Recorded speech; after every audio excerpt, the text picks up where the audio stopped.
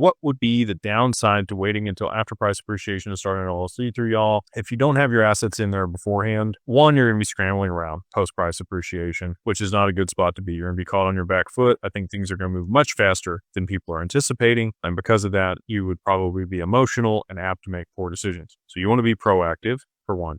Two, seasoning in bank accounts. And it's a business bank account versus a personal bank account. Let's say you liquidate 7 figures in crypto and you're excited. You're going to send it to your bank account and then they flag it and they freeze it. You don't get access to it. And now you've got to hire an attorney with what money? Which you don't have the money for the attorney to be able to hire to, send the letter to the bank and let them know you're going to sue them to make sure that your account gets unlocked. It's just not a good position to be in. If you've had a bank account for 3 to 6 months associated with your LLC, you're going to be much less likely to get flagged or frozen when you send large amounts of money there.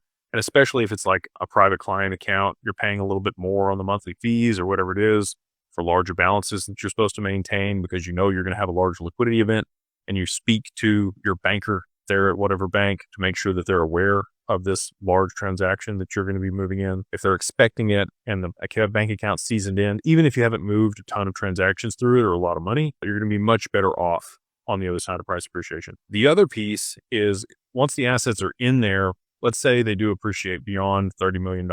You're not going to have to worry about the taxes, even if you waited. If you do it the right way, moving the assets in there aren't a problem. But if you wanted to gift them out of the LLC into a trust, you're going to want to gift small portions of equity of that LLC and get a 409A valuation done on it. That's going to squeeze the value of the assets down so you can gift more out of your taxable estate. Most people are going to have a trust and an LLC outside the trust and keep a portion of their assets in the LLC outside of the trust to tax arbitrage the trust. And the way that works is any revenue that's more than $15,000 inside of a trust, you tax at 37.5%, unless you're working with these crazy people that say they defer taxes in perpetuity or you're able to evade taxes with this type of trust. Don't trust those people.